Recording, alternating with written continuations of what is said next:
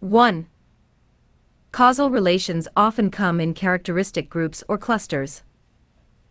For example, in thinking about two people, I might notice that, in contrast to a pair of billiard balls, they often causally act on each other at a distance. A remark to a person several feet away can cause that person to move quickly backward. Cause and effect relations for people have longer time lags than for balls. You do not move instantaneously after I speak, unlike cases in which one ball launches another. There is a noticeable lag. People move on their own without needing any external force. Simple balls do not spontaneously move. Self-generated motion conveys the strong impression that something inside the mover is causing the movement. People can move in irregular ways, darting this way and that. Balls move in smooth, predictable paths unless something else intervenes. People interact contingently, balls do not. There is a back and forth rhythm to many human social interactions, whether they be conversations, silent greetings, or hot pursuit. Taken together, several interacting causal relations distinguish the motions of people from those of simple solids. 2. Modern democracy evolved from early democracy, and this process began in England before first reaching a fuller extent for free white males in the United States. Modern democracy is a form of rule, where political participation is broad but episodic. Citizens participate by voting for representatives, but this occurs only at certain intervals, and there are few means of control other than the vote. Representatives cannot be bound by mandates or instructions. All of this contrasts with early democracy. In early democracies, participation was often restricted to a smaller number of individuals, but for those who enjoyed the right, the frequency of participation was much higher. It was also the case that those who chose representatives could bind them with mandates, and individual localities could either reject central decisions or opt out of them. This created substantial blocking power and therefore a need for consensus. For this reason, there was less of a problem of tyranny of the majority, whereas this is an issue with which all modern democracies must grapple. 3.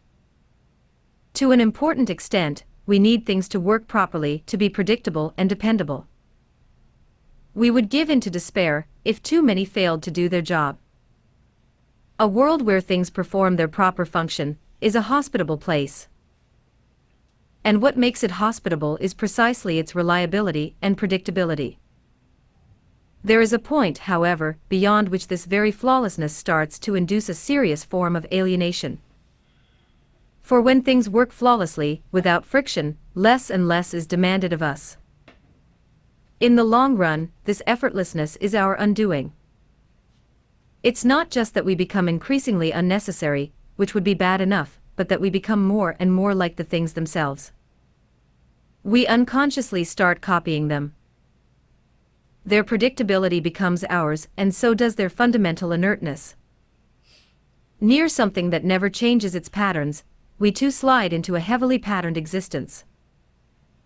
At the limit, if nothing changes to attract our attention, we become indistinguishable from those things, and lose ourselves in their midst. Hospitality is admirable, but when a place becomes too hospitable, it turns positively hostile. 4.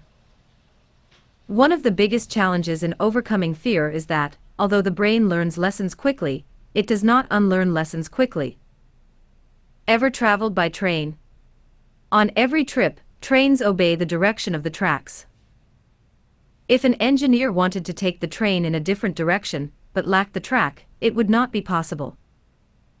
New tracks would be necessary to divert the train onto a new course. And once a train has a destination on a track, it chums with momentum. The challenge lies in laying the new track. Like most goals in life, it would take patience, effort, and commitment to build that new path. There is a similar challenge in facing anxiety and changing your brain's chemistry. In other words, creating a new neural pathway that is unafraid of what you currently fear is going to take some effort. But it can absolutely be done. You can change your brain's response to your anxiety-provoking stimulus by creating a new neural pathway. 5-7. Keenly observant and alert to the slightest changes in their surroundings, cats could make wonderful guardians. So far, however, they've firmly rejected any such callings. All save for one. The cat in question is named TC, and he has earned international fame for his exceptional ability to predict epileptic seizures, a skill he's used to ease the suffering of his grateful owner. Ironically, however, the English cat had endured quite a bit at the hands of a human, who stuffed TC and his siblings in a box and tossed it in a river. TC was rescued and taken to an adoption center, where he became the pet of Michael Edmonds, a Sheffield man who suffered from an extremely dangerous and unpredictable form of epilepsy. The disorder causes sudden, violent seizures that strike without warning. The problem was so serious that he couldn't leave home unescorted, for fear of having an attack at some unexpected time or place. Edmund's new cat provided timely help.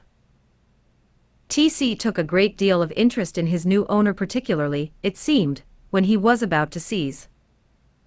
This was remarkable, because Edmonds displays no symptoms prior to attacks.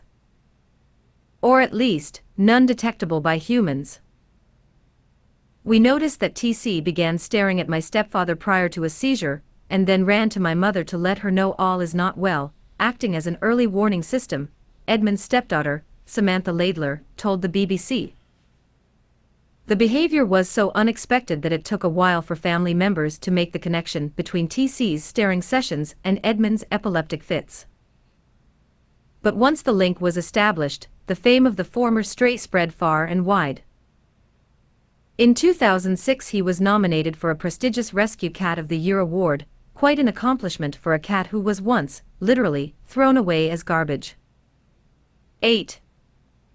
Valuable cultural works disappear for all sorts of reasons.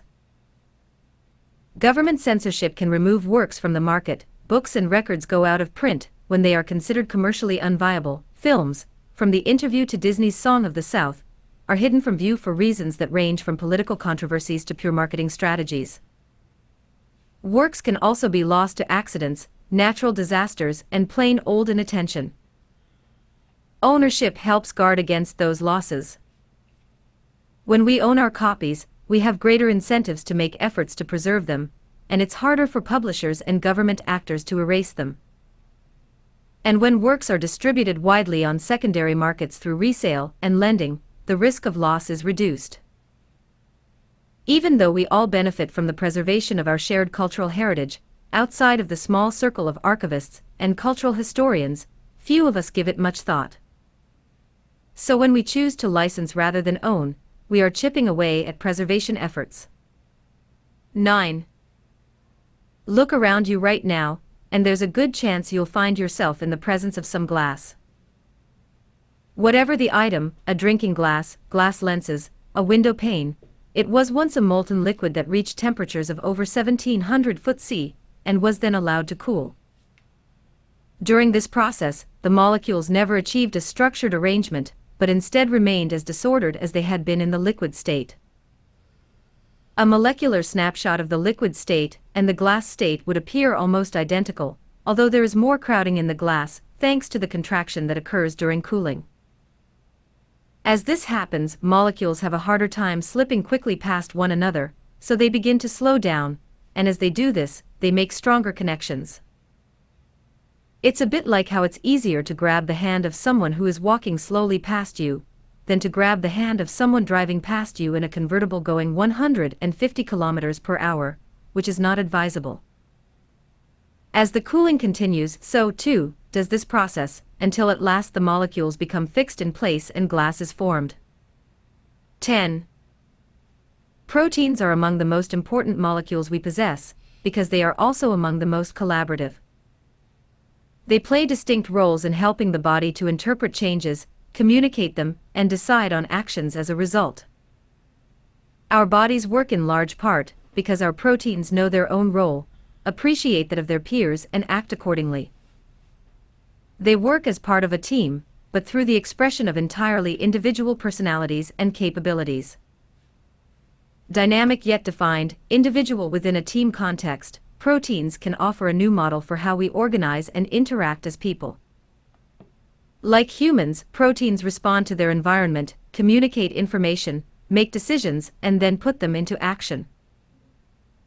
But unlike us, proteins are actually very good at doing this, working in an instinctively collaborative way without letting personality clashes, personal problems, or office politics become obstacles. And they achieve this, not by trying to fit in with their environment, but by aligning and making use of their various chemistries, embracing the complementarity of contrasting types. 11. Dopamine is a neurotransmitter that runs the brain's reward and pleasure center.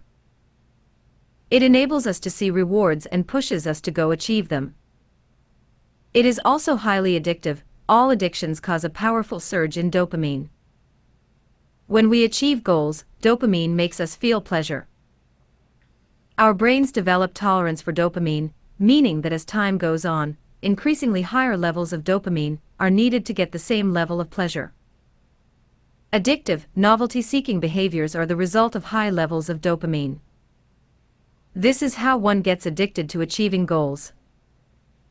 The neurons that fire together get wired together in our brains, meaning stress, and the dopamine rush that goes along with it get connected. This might explain why some chronically stressed people don't celebrate achieving goals. They are constantly looking for the next goal to get their next amount of dopamine. Their employees might feel discouraged because their achievements go overlooked or unappreciated.